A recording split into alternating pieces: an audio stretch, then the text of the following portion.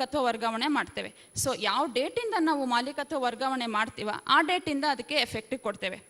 For example, ಇವತ್ತು ನೀವು sign ಹಾಕಿ ಕೊಟ್ಟದ್ದು ಟ್ರಾನ್ಸ್ಫರಿಗೆ ಬಂದ್ಬಿಟ್ಟು ಇನ್ನೊಂದು ಮುಂದಿನ ವರ್ಷದಲ್ಲಿ ಅವ್ರ ಹೆಸರಿಗೆ ಅದನ್ನು ವರ್ಗಾವಣೆ ಮಾಡ್ಕೊಂಡಿದ್ದ ಪಕ್ಷದಲ್ಲಿ, ಇನ್ ದ ಮೀನ್ ಟೈಮ್ ಅವರು ಸಬ್ಸಿಕ್ವೆಂಟ್ ಟ್ರಾನ್ಸ್ಫರಿಗೆ if he meets in an accident, vehicle is met with an accident, ಆ ವೆಹಿಕಲ್ಗೆ ಸಂಬಂಧಪಟ್ಟಂಗೆ ರಿಜಿಸ್ಟರ್ ಓನರು ನಮ್ಮ ಆಫೀಸಲ್ಲಿ ಟ್ರಾನ್ಸ್ಫರರ್ ಹೆಸರಲ್ಲೇ ಇರುತ್ತೆ ಇನ್ನು. ಹಾಗಾಗಿ ಇವ್ರಿಗೆ ಲಯಬಿಲಿಟಿ ಏನಿದ್ರು ಟ್ರಾನ್ಸ್ಫರರ್ ಹೆಸರಲ್ಲೇ ಬರುತ್ತೆ, ಟ್ರಾನ್ಸ್ಫರ್ ಹೆಸರಿಗೆ ಬರೋದೇ ಇಲ್ಲ. ಹಾಗಾಗಿ ನಿಮಗೆ ಇದ್ರ ಬಗ್ಗೆ ತುಂಬ ಅವೇರ್ನೆಸ್ ನಾವು ಯಾವಾಗಲೂ ರಸ್ತೆ ಸುರಕ್ಷತಾ ಜಾಗೃತಿ ಕಾರ್ಯಕ್ರಮದಲ್ಲಿ ನಾವು ಸಾರ್ವಜನಿಕರಿಗೆ ಇದನ್ನು ಹೇಳ್ತಾನೆ ಇದ್ದೀವಿ. ಎಷ್ಟೊಂದು ಸಮಯ ಪಾಪ ವಿಕ್ಟಿಮ್ಗೆ ಇದರಿಂದಾಗಿ ಕಾಂಪನ್ಸೇಷನು ಇನ್ಶೂರೆನ್ಸ್ ಕಂಪನಿಯವ್ರಿಗೆ ಅಲಾಟ್ ಮಾಡಲಿಕ್ಕೆ ಆಗೋದಿಲ್ಲ. ಹಾಗಾಗಿ ತಾವು ಯಾವುದೇ ಒಂದು ವೆಹಿಕಲ್ನ ನಿಮ್ಮ ಹೆಸರಲ್ಲಿರೋ ಅಂಥ ವೆಹಿಕಲ್ನ ಇನ್ನೊಬ್ಬರಿಗೆ ಮಾರಾಟ ಮಾಡಬೇಕು ಅನ್ನೋ ಒಂದು ಪಕ್ಷದಲ್ಲಿ ಬೆಟರ್ ನೀವು ಅವರಿಗೆ ವೆಹಿಕಲ್ ಕೊಡೋದಕ್ಕಿಂತ ಮುಂಚೆ ಕನ್ಸರ್ನ್ಡ್ RTO ಆಫೀಸಲ್ಲಿ ಬಂದು ಅವ್ರ ಹೆಸರಿಗೆ ಅದು ಮಾರಾಟ ಆಗಿದೆ ಅಥವಾ ಟ್ರಾನ್ಸ್ಫರ್ ಆಫ್ ಓನರ್ಶಿಪ್ ಎಂಟ್ರಿ ಮಾಡಿಸಿ ತದನಂತರ ನೀವು ಅವ್ರಿಗೆ ವೆಹಿಕಲ್ ಇದು ಮಾಡಿದ್ರೆ ಮುಂದೆ ಆಗುವಂಥ ಯಾವುದೇ ಅಪಘಾತಗಳಿಗೆ ನೀವು ಅದಕ್ಕೆ ಲಯಬಿಲಿಟಿಯಿಂದ ಹೊರಗಡೆ ಬರ್ಬೋದು ಅಂತ ಹೇಳ್ತಾ, ಇದ್ರ ಬಗ್ಗೆ ಹೆಚ್ಚಿಗೆ ಇನ್ನೇನಾದರೂ ಡಿಸ್ಕಷನಲ್ಲಿ ನಿಮ್ಮದು ಪ್ರಶ್ನೆಗಳು ಬಂದರೆ ನಾವು ಉತ್ತರಿಸಲಿಕ್ಕೆ ತಯಾರಿದ್ದೀವಿ ಅಂತ ಹೇಳ್ತಾ.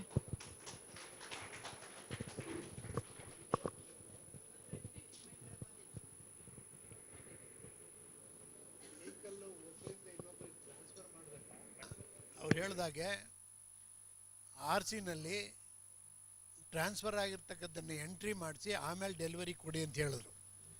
ಅದು ನಿಜವಾಗ್ಲೂ ಮಾಡಬೇಕಾದಂಥ ಕೆಲಸ. ಅದಕ್ಕಿಂತ ಮುಖ್ಯವಾಗಿ ಒಬ್ಬ ವೆಹಿಕಲ್ ಓನರು 1 ವರ್ಷಕ್ಕೆ ಇನ್ಶೂರೆನ್ಸ್ ಪಾಲಿಸಿ ತೆಗೆದುಕೊಂಡಿರ್ತಾನೆ.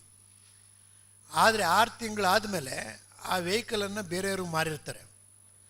RCನಲ್ಲೂ ಕೂಡ ಅವ್ರ ನೇಮ್ ಎಂಟ್ರಾಗಿರುತ್ತೆ. RC is the title deed in respect of the vehicle of the property is concern.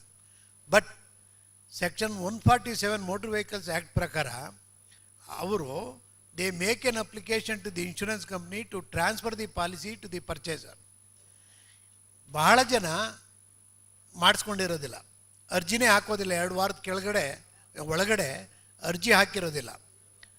ಅಂಥ ಸಂದರ್ಭದಲ್ಲಿ ಅಂದರೆ ಆ ಥರ ಅರ್ಜಿ ಹಾಕದೇ ಇದ್ದಾಗ ಇನ್ಶೂರೆನ್ಸ್ ಪಾಲಿಸಿ ಟ್ರಾನ್ಸ್ಫರ್ ಆಗದೇ ಇದ್ದರೆ ಟ್ರಾನ್ಸ್ಫರ್ ಆಗೋದಕ್ಕಿಂತ ಮೊದಲೇ ವೆಹಿಕಲ್ ಆಕ್ಸಿಡೆಂಟ್ ಆಗಿದ್ದರೆ ಸುಪ್ರೀಂ ಕೋರ್ಟ್ ಏನು ಹೇಳಿದ್ರು, so far as the third party is concerned, automatically the insurance company must pay compensation to the vehicle owner in respect to the damage caused to the vehicle ಅಂತ ಹೇಳಿದ್ರು. So far as own damage is concerned, they have said it is not applicable unless there is a transfer of policy to the purchaser. But ಈಗ national commissioner ಏನು ಹೇಳ್ತಾರೆ ಅಂದರೆ, even assuming that the policy is not transferred, even apart from the third party, even respect to the owner of the vehicle is concerned, so far as the own damage is concerned, the insurance company automatically made liable to pay compensation ಅಂತ ಹೇಳಿದ್ದಾರೆ. ಆದ್ದರಿಂದ ಈಗ vehicle transfer ಆಗಿದ್ದರೂ ಕೂಡ policy transfer ಆಗದೇ ಇದ್ದರೆ third party ಒಬ್ಬರೇ ಅಲ್ಲ, ಓನರ್ಗೂ ಕೂಡ in respect the own damage the insurance company shall be made liable to pay compensation. Vidyavardhaka law college lecturer. RTOಗೆ ಸಂಬಂಧಪಟ್ಟಾಗೆ ಒಂದು ಸಲಹೆ, ಈ ಸಲಹೆಯನ್ನು ಅಳವಡಿಸ್ಕೊಳ್ಳೋಕ್ಕಾಗೋದಿಲ್ಲ ಅಂತ ಹೇಳಿದರೆ ಪ್ರಾಯೋಗಿಕವಾಗಿ ಏನು ಪ್ರಾಬ್ಲಮ್ಸ್ ಇದೆ, ಯಾತಕ್ಕೆ ಅಳವಡಿಸ್ಕೊಳ್ಳೋಕ್ಕಾಗೋದಿಲ್ಲ ಅಂತಕ್ಕಂಥದ್ದು. ಈಗ RTOದವರು ಲೈಸೆನ್ಸ್ ಕೊಡಬೇಕಾದ್ರೆ ಎಲ್ಲ ಎಕ್ಸಾಮ್ಸ್ ಎಲ್ಲ ಇರುತ್ತೆ, ಎಲ್ಲ ಆಗುತ್ತೆ, ಅದು ಡೈಲಿ ಲೈಸೆನ್ಸನ್ನು ನೀಡ್ತಾ ಇರ್ತಾರೆ. ವೀಕ್ಲಿ 1 ಡೇ ಅಥವಾ 2 ಡೇಸ್ ಈ ಲೈಸೆನ್ಸನ್ನು ಎಕ್ಸಾಮ್ ಆದಮೇಲೆ ಎಲ್ಲ ಆದಮೇಲೆ ಕೊಡೋದಕ್ಕಿಂತ ಮುಂಚಿತವಾಗಿ ಒಂದು ಕೌನ್ಸಿಲಿಂಗ್ ಪ್ರೋಗ್ರಾಮನ್ನು ಯಾಕೆ ಇಟ್ಕೋಬಾರ್ದು ಹುಡುಗರಿಗೆ ಅಂತ ಹೇಳ್ತಾರೆ. ಯಾಕಂದರೆ ಮೊದಲೇ RTO ಆಫೀಸರ್ ಹೇಳ್ಬೇಕಾದ್ರೆ ಹೇಳಿದ್ರು, ಆಕ್ಸಿಡೆಂಟ್ ಆಗ್ತಾ ಇರ್ತಕ್ಕಂಥ ರೇಷೋ ತಗೊಂಡ್ರೆ ಈ ಪ್ರಪಂಚದಲ್ಲಿ ನಮ್ದು 4ನೇ ಸ್ಥಾನದಲ್ಲಿದೆ, ಇದರಿಂದ ಬಹಳ ನಷ್ಟ ಆಗ್ತಾ ಇದೆ ಅಂತ ಹೇಳಿ. ಹಾಗಾಗಿ ಒಂದು ಏಜ್ ಲಿಮಿಟ್ ಇಟ್ಕೊಂಡು ಒಂದು 25 ವರ್ಷನೋ ಅಥವಾ 30 ವರ್ಷದಲ್ಲಿ ಇರ್ತಕ್ಕಂತಹ ಹುಡುಗರಿಗೆ ಲೈಸೆನ್ಸನ್ನು ಇಶ್ಯೂ ಮಾಡೋದಕ್ಕಿಂತ ಮುಂಚೆ ಎಕ್ಸಾಮ್ಸ್ ಎಲ್ಲ ಕಂಡಕ್ಟ್ ಮಾಡಿಬಿಡ್ಲಿ, ಆ ನಂತರ ಲೈಸೆನ್ಸನ್ನು ನೀಡೋದಕ್ಕಿಂತ ಮುಂಚೆ ಒಂದು ಕೌನ್ಸಿಲಿಂಗ್ ಪ್ರೋಗ್ರಾಮನ್ನು ಇಟ್ಕೊಂಡು ಈ ಥರ ಇಲ್ಲಿ ಏನು ಕೊಟ್ಟರು ಇದಕ್ಕನ್ನ ಹೆಚ್ಚಿನ ಮಾಹಿತಿಯನ್ನು ಅವರಿಗೆ ಕೊಟ್ಟರೆ ಒಂದೊಮ್ಮೆ ಅವೇರ್ನೆಸ್ನ ಉಂಟು ಮಾಡಿದಾಗ ಆಗುತ್ತೆ ಅಂತಕ್ಕಂಥದ್ದು ನನ್ನ ಸಲಹೆ. ಈ ಸಲಹೆಯನ್ನ ಅಳವಡಿಸ್ಕೊಳ್ಳೋಕೆ ಆಗೋದಿಲ್ಲ ಅಂತ ಹೇಳಿದ್ರೆ ಪ್ರಾಯೋಗಿಕವಾಗಿ ಏನೇನು ಯಾವ್ಯಾವ ಹಂತದಲ್ಲಿ ಏನೇನು ಪ್ರಾಬ್ಲಮ್ಸ್ ಇರಬಹುದು ಅಂತಕ್ಕಂಥದ್ದನ್ನ RTO ಅಧಿಕಾರಿಗಳು ನಮಗೆ ತಿಳಿಸಿದ್ರೆ ಬಹಳ ಅನುಕೂಲ ಆಗತ್ತೆ ಅನ್ಕೊಳ್ತೀನಿ.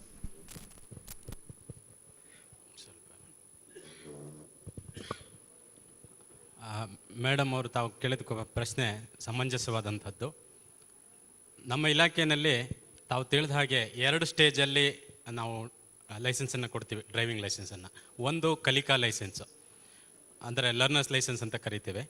ಆ ಲರ್ನರ್ಸ್ ಲೈಸೆನ್ಸು ಕೊಡೋ ಸಂದರ್ಭದಲ್ಲಿ ಒಂದು ರಿಟರ್ನ್ ಟೆಸ್ಟ್ ಮಾಡ್ತೀವಿ. ಆ ರಿಟರ್ನ್ ಟೆಸ್ಟ್ ಮಾಡಬೇಕಾದ್ರೆ ನಮ್ಮ ಮೋಟಾರ್ ತನಿಖಾಧಿಕಾರಿಗಳು ಇದರ ಬಗ್ಗೆ ಒಂದು ಸೇಫ್ಟಿ ಬಗ್ಗೆ ಮತ್ತು ಈ ಒಂದು ಕಾನೂನಿನ ತಿಳುವಳಿಕೆ ಬಗ್ಗೆ ಅಲ್ಲಿ ಒಂದು ಲೆಕ್ಚರ್ ಸಹ ಕೊಡ್ತಾರೆ.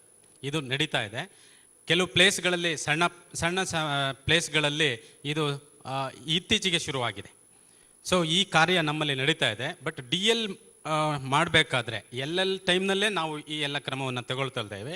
DL ಮಾಡಬೇಕಾದ್ರೆ ಡ್ರೈವಿಂಗ್ ಟೆಸ್ಟ್ ಬಗ್ಗೆ ಕಾನ್ಸಂಟ್ರೇಟ್ ಮಾಡ್ತಾ ಇದ್ದೀವಿ. ಇದು ಅಲ್ಲದೆ ಸಾರಿಗೆ ವಾಹನಗಳಿಗೆ ಲೈಸೆನ್ಸ್ ತಗೋಬೇಕಾದ್ರೆ ಅವರು ಕಂಪಲ್ಸರಿಯಾಗಿ ಚಾಲನಾ ತರಬೇತಿ ಶಾಲೆ ಮೂಲಕನೇ ಬರಬೇಕು. ಆ ಶಾಲೆಯಲ್ಲಿ ಏನು ತರಬೇತಿ ಶಾಲೆಗಳೇನಿದ್ದಾವೆ ಅಲ್ಲೂ ಸಹ ಅವರಿಗೆ ಈ ಒಂದು ಕಾನೂನಿನ ಅರಿವು ನೀಡಲಾಗುತ್ತೆ. Thank you. ಕಾನೂನಿನ ಬಗ್ಗೆ ಅರಿವು ಅನ್ನೋದಕ್ಕಿಂತ ದೇಶಕ್ಕೆ ಏನ್ ನಷ್ಟ ಆಗ್ತಾ ಇದೆ, ಹೇಗಾಗ್ತಾ ಇದೆ, ಅಟ್ಲೀಸ್ಟ್ ಅವ್ರಿಗೆ ಒಂದು ಅವೇರ್ನೆಸ್ ಹುಟ್ಕೊಳ್ಳುತ್ತೆ. ಕಾನೂನು ಎಲ್ಲೋ ಬರುತ್ತೆ, ಮರ್ತು ಹೋಗ್ಬಿಡುತ್ತೆ. ಈ ಹುಡುಗರಿಗೆ ಏನಾಗುತ್ತೆ, ಬರೀ ಜೋಶಲ್ಲಿ ಹೋಗೋದೇ ಅವ್ರದ್ದು ಮುಖ್ಯ. ಬಹಳ ಸ್ಪೀಡಲ್ಲಿ ಹೋದ್ರೆ ಬಹಳ ಖುಷಿ ಕೊಡುತ್ತೆ ಅಂತಕ್ಕಂಥದ್ದು. ಹಾಗಾಗಿ ಅದಕ್ಕಿಂತ ಮುಂಚಿತವಾಗಿ ಏನ್ ಇದರಿಂದ ಅನಾಹುತ ಆಗುತ್ತೆ ಅನ್ನೋದಕ್ಕಿಂತ ಏನ್ ನಷ್ಟ ಆಗ್ತಾ ಇದೆ, ದೇಶ ಏನ್ ಭರಿಸ್ತಾ ಇದೆ ಅದ್ರ ಬಗ್ಗೆ ಅವರಿಗೆ ಒಂದ್ ಸ್ವಲ್ಪ ಅವೇರ್ನೆಸ್ನ ಕೊಟ್ರೆ, ಇದರ 100 ಮಕ್ಕಳಲ್ಲಿ ಒಂದು 25% ಮಕ್ಕಳಾದ್ರೂ ಅದನ್ನ ಮನಸ್ಸಲ್ಲಿ ಇಟ್ಕೊಂಡು ಗಾಡಿ ಓಡಿಸ್ಬೇಕಾದ್ರೆ ಬಹಳ ಜಾಗರೂಕತೆಯಾಗಿ ಓಡಿಸ್ತಾರೇನೋ ಅಂತ ನನ್ನ ಒಂದು ಅನಿಸಿಕೆ ಅಂತ ಅನ್ಕೊಳ್ತೀನಿ.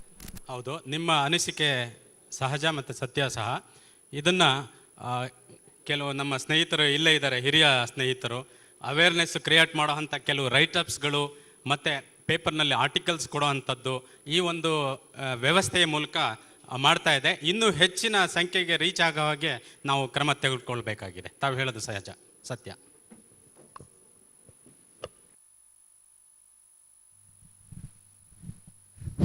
ಎಲ್ಲರಿಗೂ ನಮಸ್ಕಾರಗಳು. ನನ್ನ ಪ್ರಶ್ನೆ ಟ್ರಾನ್ಸ್ಫರ್ ಆಫ್ ವೆಹಿಕಲ್ ಬಗ್ಗೆ. ನೀವು ಅಥಾರಿಟಿಗಳು ವೆಹಿಕಲನ್ನು ಟ್ರಾನ್ಸ್ಫರ್ ಮಾಡಬೇಕಾದ್ರೆ ಇನ್ಶೂರೆನ್ಸ್ ಇಲ್ಲದೆ ಮಾಡೋದಿಲ್ಲ. ಈಗ ನಾವು ಆಸ್ತಿನ ಹಸ್ತಾಂತರ ಮಾಡಿದರೆ we are transferring property, not only property but also related all rights and liabilities including easement rights, no necessity to say, that is implied.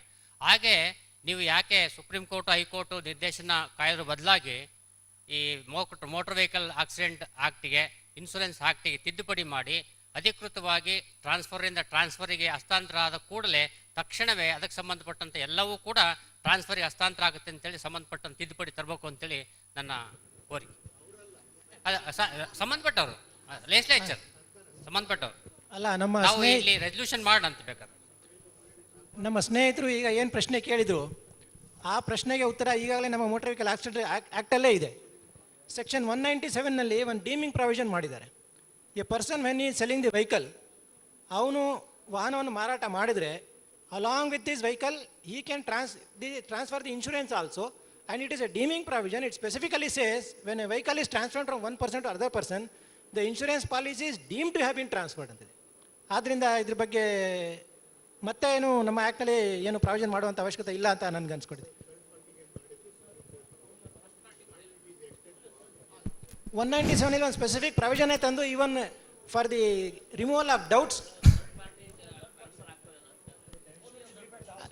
ಅಲ್ಲ, entire insurance of the vehicle gets transferred to the name of the transferee, it is deem to be transferred. ಅದರಿಂದ ಇನ್ನೊಂದು subsection ಮಾಡಿಬಿಟ್ಟು transferee ಹೋಗ್ಬಿಟ್ಟು ಒಂದು insurance ಟ್ರಾನ್ಸ್ಫರ್ಗೆ application ಹಾಕ್ಕೊಳ್ಬೇಕು ಅಂತಿದೆ.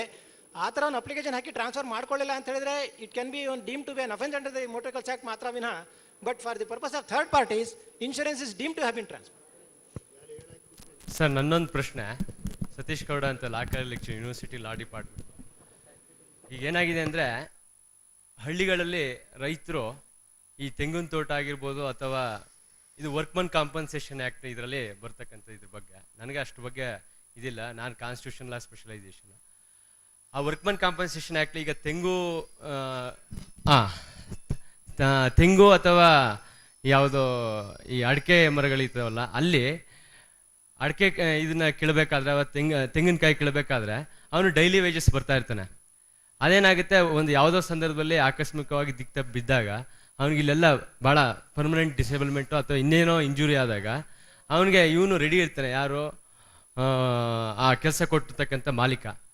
ಅವನು ರೆಡಿ ಇದ್ರೂ ಕೂಡ ಅವನು ಎಲ್ಲ ಚಿಕಿತ್ಸೆನೂ ಕೊಡಿಸ್ಕೊಡ್ತೀನಿ, ನಿನಗೆ ಮುಂದೆ ಪುನಃ ಏನಿತ್ತು ನಿನ್ನ ಆ ಪರಿಸ್ಥಿತಿ ಆದಷ್ಟು ಪ್ರಯತ್ನ ಮಾಡಿ ಅದೇ ಸ್ಥಿತಿಗೆ ತರೋ ಅಂಥ ಪ್ರಯತ್ನಗಳು ನಾನು ಮಾಡ್ತೀನಿ, ಟ್ರೀಟ್ಮೆಂಟ್ ಕೊಡ್ತೀನಿ ಅಂತ ಹೇಳುವಾಗ ಆತ ಏನು ಮಾಡ್ತಾನೆ, ವರ್ಕ್ಮನ್ ಕಾಂಪನ್ಸೇಷನ್ ಆ್ಯಕ್ಟಲ್ಲಿ ನಾನು ಹೋಗಿ ಕ್ಲೈಮ್ ಮಾಡ್ತೀನಿ, ನನಗೆ 5-6 ಲಕ್ಷ ರೂಪಾಯಿ ಬರುತ್ತೆ ಈ ರೀತಿ ಹಾಗೆ ಹೀಗೆ ಅಂತ ಬಂದಾಗ ಹೇಗೆ ಅದನ್ನು ಸಾಲ್ವ್ ಮಾಡ್ತಕ್ಕಂಥದ್ದು. ಅಥವಾ ಅಂಥ ಸಂದರ್ಭಗಳು ಬಂದಾಗ ಓನರ್ಗಳು ಒಂದು ರೀತಿ ವರ್ಷನ್ ತಗೊಳ್ತಾರೆ. ಏನು ಅಂದರೆ, ಇವ್ನು ನನ್ನ ಕೆಲಸಕ್ಕೆ ಬರ್ತಾ ಇರಲಿಲ್ಲ, ಟ್ರೆಸ್ ಪಾಸ್ ಮಾಡಿ ಕಳ್ತನದಲ್ಲಿ ಕಾಯಿ ಕೀಳ್ತಾ ಇದ್ದ, ನಾನೇ ಹೋಗಿ ಕಂಪ್ಲೇಂಟ್ ಕೊಡ್ತೀನಿ. ಈ ರೀತಿ ಸಂಘರ್ಷಗಳು, ಅನಿರ್ದಿಷ್ಟತೆ, ಅಸ್ಪಷ್ಟತೆಗಳು ಬಂದಾಗ ಯಾವ ರೀತಿ ಅದನ್ನ ಹ್ಯಾಂಡಲ್ ಮಾಡಬೇಕು? ಮೊದಲನೇದಾಗಿ ಇದು ವೆದರ್ ನೀವೇನ್ ಮಾಡ್ತಾ ಅಲ್ಲ, ನೀವು ನಿಮ್ಮ ಕೆಲಸ ಏನು? ಅಲ್ಲ, ವಕೀಲರು ಲೆಕ್ಚರ್ ಸರ್ ರೈತರ ಲೆಕ್ಚರರ್ ಎಲ್ಲಿ ಲಾ ಕಾಲೇಜ್ ಅಲ್ಲ? Yes sir, yes. ನೀವೇ ಉತ್ತರ ಹುಡುಕ್ಬೇಕು ಮತ್ತೆ. ಹಾ, ಇದಕ್ಕೆ ಈ ಪ್ರಶ್ನೆಯ ನಿಮ್ಮ ಹುಡುಗ ಕೇಳಿದ್ರೆ ನೀವೇನು ಉತ್ತರ ಕೊಡ್ತೀರಿ? ನಿಮ್ಮ ಸ್ಟೂಡೆಂಟ್ ಕೇಳಿದ್ರೆ ನೀವೇನು ಉತ್ತರ ಕೊಡ್ತೀರಿ ಅಂದೆ. C who is A worker ಅನ್ನೋದು ಇವರು defined under the act. If he comes within the definition of the word worker, he is entitled for compensation under the Workmen's Compensation Act. Yes sir, yes sir. ಅಕಸ್ಮಾತಾಗಿ ಅವನು ಎದುರುಗಡೆ depend ಅಂದ್ರೆ ultimately depends upon the evidence adduced by both the parties. Yes sir, yes sir. It is for the commissioner to decide whether he is liable to pay compensation or not. Yes sir. ಇದು question ಆಯ್ತು. ಹಾ sir, ಇದು ಅಕಸ್ಮಾತ್ ಇವನು workman ಇದ್ರಲ್ಲಿ ಬರಲಿಲ್ಲ ಅಂದ್ರೆ next remedy ಏನು ಅಂತಕ್ಕಂಥದ್ದು. ಓಕೆ ಸರ್, ವೆದರ್ ಈ comes under the purview of workman ಅಂತ. ಇನ್ನೊಂದಿದೆ, in case of death any amount paid directly to the party is not compensation at all. ನೀವು ಏನಾದರೂ ಕೊಟ್ಟಿದ್ರು ಅದನ್ನ ಎಕ್ಸ್ಗ್ರೇಷಿಯಾ ಅಂತ ತಗೊಂಡು ಪುನಃ ಅವನು ವರ್ಕ್ಮೆನ್ಸ್ ಕಾಂಪನ್ಸೇಷನ್ ಆಕ್ಟ್ ಅಲ್ಲಿ ಸಪರೇಟ್ ಕ್ಲೈಮ್ ಹಾಕೊಳ್ಬಹುದು. Because there is a provision under workmen's compensation act which specifically says that no amount paid to the party in case of a death is deemed to be compensation, either to in case of death or in case of a woman. ಇದು ಎರಡು exception ಕೊಟ್ಟಿದ್ದಾರೆ. ಆದ್ದರಿಂದ employer has an obligation to deposit the entire amount admissible before the competent authority. he cannot disburse the amount. Thank you sir.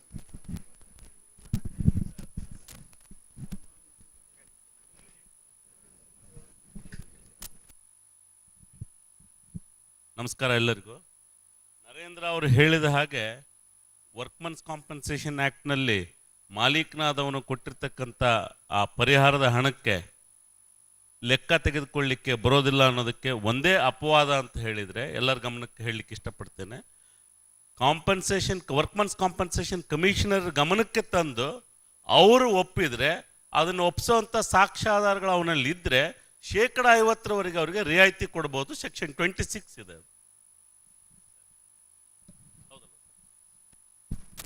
Hello sir, actually ನೀವು ಹೇಳಿದ್ರಿ workman compensation ಇದರಲ್ಲಿ ಯಾವ್ದಾದ್ರು award ಆದರೆ ಆ ಫುಲ್ ಅಮೌಂಟ್ ಡೆಪಾಸಿಟ್ ಮಾಡಿ ಆಮೇಲೆ appeal ಹೋಗಬೇಕು ಅಂತ. But workman compensation policy general ಇನ್ಶೂರೆನ್ಸಲ್ಲಿ ಸಿಗೋ ಹಾಗಿದ್ದಾಗ ಅಪೀಲು ಎಂಪ್ಲಾಯರು ಹೋಗೋ ಚಾನ್ಸಸ್ ಕಮ್ಮಿ. ಅಪೀಲ್ ಹೋಗೋದೇನಿದ್ರು ಜನರಲ್ ಇನ್ಶೂರೆನ್ಸ್ ಕಂಪ್ನೀಸೇ ಹೋಗುತ್ತೆ. ಅದರಿಂದ ಡೆಪಾಸಿಟ್ ಮಾಡೋ ಬರ್ಡನ್ನು ಎಂಪ್ಲಾಯರ್ ಮೇಲೆ ಬರೋದಿಲ್ಲ. ಅದೇನಿದ್ರೂ ಇನ್ಶೂರೆನ್ಸ್ ಕಂಪ್ನಿ ಮೇಲೆ ಬರೋದ್ರಿಂದ definitely employer is safe on that part ಅಂತ ನಾನು ಅನ್ಕೋತೀನಿ. ಇಲ್ಲಿ ಇನ್ನೊಂದು ಪ್ರಾಬ್ಲಮ್ ಬರ್ತದೆ. ನೀವು ಇನ್ಶೂರೆನ್ಸ್ ತಗೊಳ್ಳುವಾಗ ಯಾವುದೇ ಇಂಡಸ್ಟ್ರಿಯವರು ಆ ಪಾಲಿಸಿನ ವರ್ಕ್ಮೆನ್ಸ್ ಕಾಂಪನ್ಸೇಷನ್ ಆ್ಯಕ್ಟಲ್ಲಿ ಸ್ಪೆಸಿಫಿಕ್ ಪಾಲಿಸಿ ತಗೊಳ್ಳದೆ ಹೋದರೆ ಜನರಲ್ ಇನ್ಶೂರೆನ್ಸಲ್ಲಿ ಅದಕ್ಕೆ ಕವರೇಜ್ ಇಲ್ಲ. ಆದ್ದರಿಂದ ESI ಇಲ್ಲದೆ ಇರುವವರು ನೀವು ಲಯಬಿಲಿಟಿನ ತಪ್ಪಿಸ್ಕೊಳ್ಬೇಕು ಅಂತ ಹೇಳುವಂಥದ್ದು ಇದ್ದರೆ ವರ್ಕ್ಮೆನ್ಸ್ ಕಾಂಪನ್ಸೇಷನ್ ಆ್ಯಕ್ಟ್ ಪಾಲಿಸಿಯನ್ನೇ ನೀವು ತಗೊಳ್ಬೇಕು. ಹಾಗಿದ್ದರೆ ಮಾತ್ರ ಅದನ್ನು ಪಾಸ್ ಆನ್ ಮಾಡ್ಬೋದು. ಒಂದಿದೆ. ಇನ್ನೊಂದು ಪ್ರಾಬ್ಲಮ್ ಏನು ಅಂತಂದರೆ, ವರ್ಕ್ಮೆನ್ಸ್ ಕಾಂಪನ್ಸೇಷನ್ ಆ್ಯಕ್ಟಲ್ಲಿ ಒಂದು ಏನು ಹೇಳ್ತದೆ ಅಂತಂದರೆ, ಆಕ್ಸಿಡೆಂಟ್ ಆದ ತಕ್ಷಣ ನಿಮ್ಮ ಲಯಬಿಲಿಟಿ ಏನಿದೆಯೋ ಅದನ್ನು ಒಪ್ಕೊಂಡು ನೀವು ಅಮೌಂಟನ್ನು ಡೆಪಾಸಿಟ್ ಮಾಡಬೇಕು ಅಂತಿದೆ. ಒಂದು ವೇಳೆ ಡಿಪಾಸಿಟ್ ಮಾಡದೇ ಹೋದರೆ ಇಂಟ್ರೆಸ್ಟ್ ಕೊಡಬೇಕು, ಪೆನಾಲ್ಟಿ ಇದೆ. ಇನ್ಶೂರೆನ್ಸ್ ಅವರು ಅಲ್ಟಿಮೇಟ್ಲಿ ಕೊಡಬೇಕಂತ ಆದ್ರೂ ಕೂಡ ಕೋರ್ಟ್ ಏನು ಹೇಳ್ತದೆ ಅಂತಂದರೆ, ಪ್ರಿನ್ಸಿಪಲ್ ಅಮೌಂಟಿಗೆ ಮಾತ್ರ ಇನ್ಶೂರೆನ್ಸ್ ಕಂಪನಿ ಜವಾಬ್ದಾರಿ ಅಲ್ಲದೆ ಇಂಟ್ರೆಸ್ಟು ಆ್ಯಂಡ್ ಪೆನಾಲ್ಟಿಗೆ ಅಲ್ಲ ಅಂತ. ಇಲ್ಲಿ ಏನಾಗ್ತದೆ, ಇನ್ಶೂರೆನ್ಸ್ ಅವರು ಡೆಪಾಸಿಟ್ ಮಾಡೋಲ್ಲ, 5 ವರ್ಷ ಕಳೆದ ಮೇಲೆ ತೀರ್ಪು ಕೊಡ್ತಾರೆ. ತೀರ್ಪು ಕೊಟ್ಟಾಗ 12% ಇಂಟ್ರೆಸ್ಟ್ ಹಾಕ್ತಾರೆ, ಪೆನಾಲ್ಟಿ ಹಾಕ್ತಾರೆ. So employer is liable to pay interest and penalty, only the principal amount is paid by the insurance company. ಅಲ್ಲ, ಹಾಗಿದ್ದಾಗ ಇನ್ಶೂರೆನ್ಸ್ ಕಂಪ್ನಿ ಮೇಲೆ ಅಗೇನ್ ಸ್ಯೂ ಮಾಡ್ಬೋದಲ್ಲ ಇವನು ಎಂಪ್ಲಾಯರ್, ಬಿಕಾಸ್ ಅವ್ನು ಪಾಲಿಸಿ ತಗೊಂಡಿರೋದೆ ವರ್ಕ್ಮನ್ ಕಂಪ್ಲೀಟ್. ಅವರು ಆ ಸ್ಟ್ಯಾಟಿಸ್ಟಿಕ್ಸ್ ಸಮೇತ ವರ್ಕ್ಮನ್ ಇನ್ಶೂರೆನ್ಸ್ ಪಾಲಿಸಿನೇ ತೊಗೊಂಡಿರ್ತಾನೆ ಅವನು.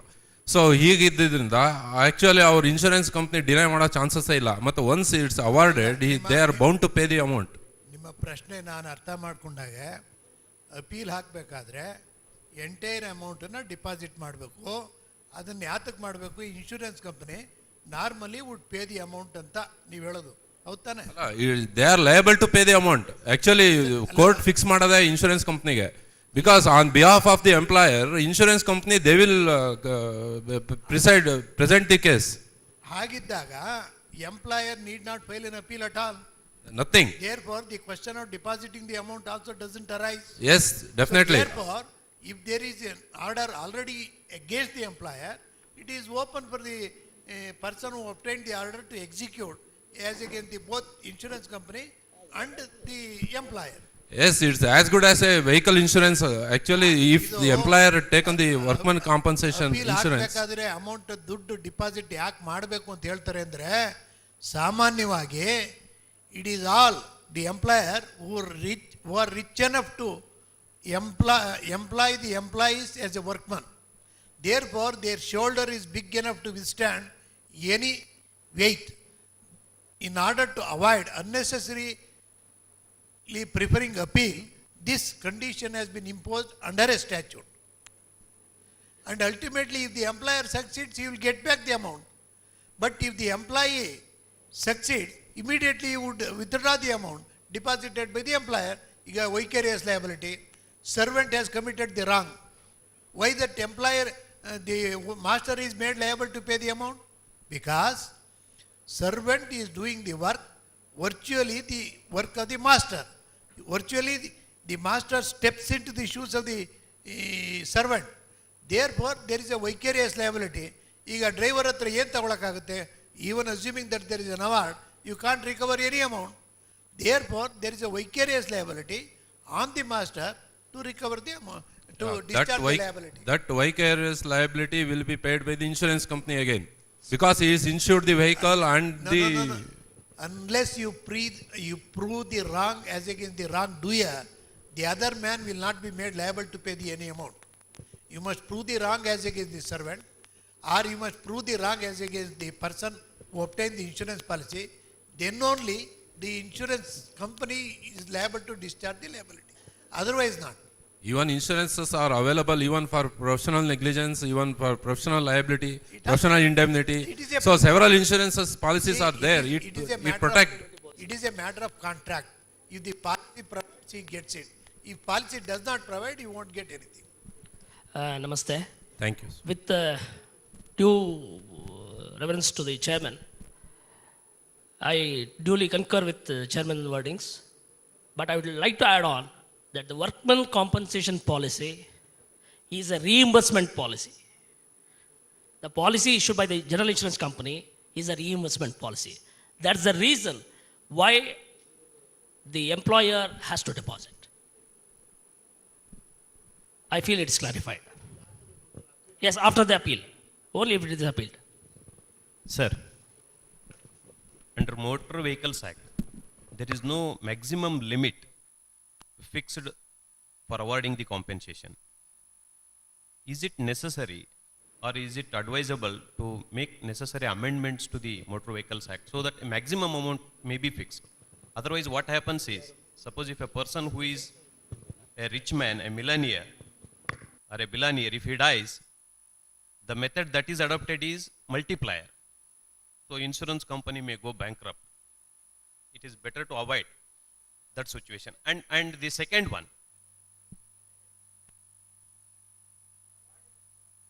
Act depends on the facts of each case. A laborer who meets an accident suffers an injury. A multimillionaire meets an accident, suffers injury, dies. Can you compare the laborer and the multimillionaire to one? Therefore, it depends upon the man's capacity to earn, his lifespan, dependency, consortium, and other aspects.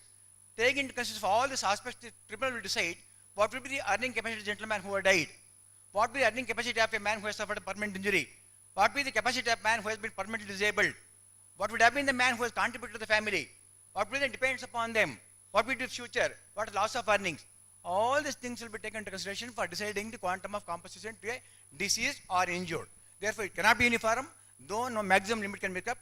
Therefore, the upper limits is only left to the discretion of the judge who decides, take into consideration of all these facts while deciding so.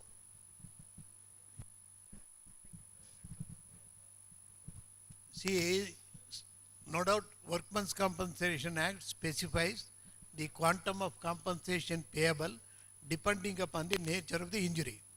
But under the Motor Vehicles Act, as Krishnappa said, it all depends upon the evidence adduced by the party before the tribunal. There are many types of compensation: nominal compensation, general compensation, exemplary compensation, contemptuous damages. So many types of damages are there. But here, two things. One is liquidated damages, and another there is unliquidated damages. Liquidated damages is the amount specified under the contract between the parties. Unliquidated damages always